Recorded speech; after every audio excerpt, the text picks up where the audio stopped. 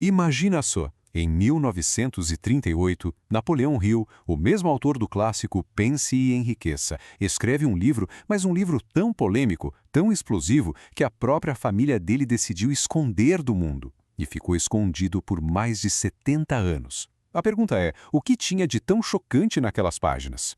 Bom, nada menos que uma suposta entrevista com o próprio diabo, uma conversa onde ele é forçado a confessar todos os segredos, todas as artimanhas que usa para impedir a gente de alcançar nosso verdadeiro potencial.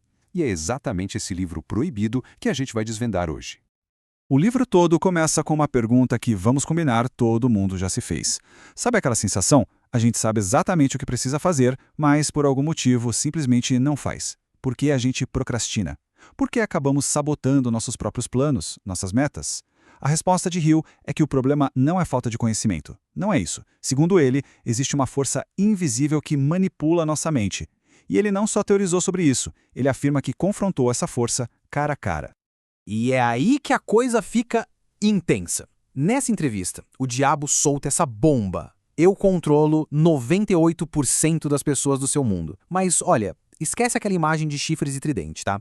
O diabo aqui é mais como uma energia negativa. Uma força que mora dentro da mente da gente, que se alimenta do nosso medo, da nossa indecisão, e a afirmação dele é assustadora. Quase todo mundo, segundo ele, é vítima disso.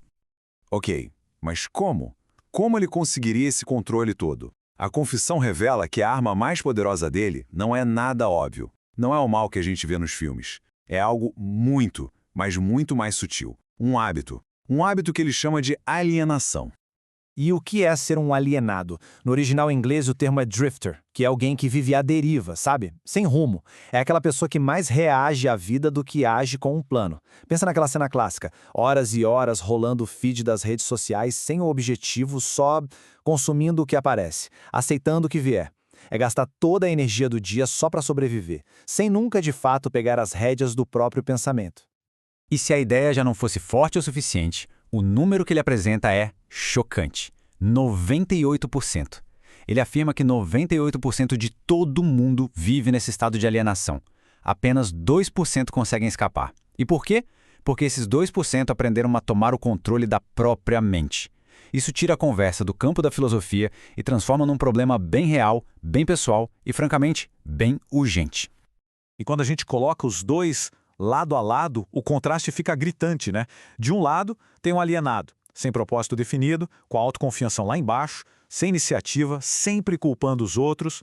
E do outro, o não alienado, a pessoa que pensa por si mesma, que tem um objetivo claro, é persistente, confia em si e, crucial, assume a responsabilidade. A grande diferença é essa: ter uma mente própria e usar ela para alguma coisa. Certo. Então, a gente entendeu que a alienação começa como um hábito ruim, o hábito de não pensar. Mas como é que um simples hábito se transforma numa prisão? Como isso vira algo permanente? É aí que Hill apresenta uma lei da natureza que o diabo, supostamente, usa para trancar a gente nesse estado. A lei do ritmo hipnótico.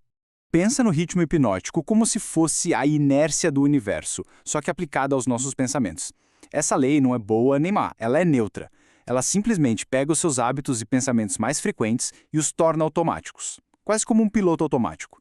Se os pensamentos que dominam a mente são de medo, de dúvida, de não consigo, essa lei vai pegar isso e transformar na realidade padrão, no modo de operação. O processo todo é basicamente uma armadilha de 3 passos. Primeiro, a falta de um objetivo, a alienação abre a porta. Depois, as ações passivas, a repetição constante, cria o caminho. E por fim, a lei do ritmo hipnótico vem e asfalta essa estrada. Torna o caminho de volta muito, muito difícil. É um ciclo vicioso que vai se fortalecendo sozinho. Beleza, o cenário parece bem sombrio, né? Se a alienação é a arma e o ritmo hipnótico é o que a torna permanente, existe uma saída? Qual é o antídoto? Sim, existe. E a própria confissão do diabo revela a única ferramenta que, segundo ele, é capaz de quebrar esse feitiço e devolver o controle da nossa mente pra gente. E a promessa, que é muito forte, a força que bate de frente com a alienação, que anula completamente, é a definição de propósito. O que é isso? É basicamente a decisão consciente de saber exatamente o que se quer da vida. E mais importante, criar um plano para chegar lá. Então, o ponto central é esse, pessoal. Ter um propósito definido não é só uma dica de produtividade, tipo, organize sua agenda. Não. Dentro da lógica do livro, é quase um ato de guerra espiritual. É a vacina que imuniza a mente contra o veneno da negatividade, da dúvida, da passividade, que são as ferramentas que o diabo usaria para controlar todo mundo. Mas calma lá, não é só ter um propósito e pronto. A própria confissão revela que a gente precisa de outras ferramentas para fortalecer a mente, para manter esse controle. Especialmente naqueles momentos difíceis, quando os desafios aparecem. E aqui, duas habilidades se destacam de forma muito clara. A primeira é a de aprender com a adversidade. É olhar para o fracasso não como um game over, mas como uma lição, uma pista. E a segunda é a autodisciplina. O controle sobre os nossos próprios impulsos, sabe? Aqueles que nos deixam vulneráveis, como os excessos de todo tipo, de comida, de bebida, e até mesmo a necessidade de ficar dando opinião sobre tudo sem pensar. E esse princípio é simplesmente fundamental. O próprio diabo admite no livro que o fracasso só se torna permanente se a gente permitir, se a gente aceitar a derrota. Para a pessoa que não é alienada, cada tropeço, cada não, é só um feedback. É uma informação nova e valiosa que, na verdade, a deixa mais perto do objetivo. É uma virada de chave mental que transforma a dor em poder. No fim das contas, toda essa conversa sobre diabo, alienação, ritmo hipnótico, toda essa batalha que parece cósmica, se resume a uma escolha. Uma escolha bem simples que acontece todos os dias dentro de cada um de nós. E para ilustrar essa ideia de uma forma que ninguém esqueça, o final do livro usa uma lenda Cherokee muito antiga e poderosa. É a história de um avô que está explicando para o seu neto sobre uma grande luta. Uma luta que acontece o tempo todo dentro de todas as pessoas. Ele diz que essa luta é como se fosse uma batalha entre dois lobos. Um dos lobos é mau. Ele representa a raiva, a inveja, o medo, o ego, a arrogância. O outro lobo, claro, é bom. Ele é a alegria, a paz, a humildade, a bondade e a fé. E esses dois, eles estão numa briga constante dentro de nós, disputando o controle da nossa alma. O neto, ouvindo aquilo tudo, fica pensativo. Olha para o avô e faz a pergunta que realmente importa. E a resposta do avô é curta, mas resume absolutamente tudo. Aquele que você alimenta. E é isso. Essa é a essência de toda a filosofia de Napoleão Hill nesse livro. O poder, no final, não está com nenhuma força externa, com o diabo ou com o mundo.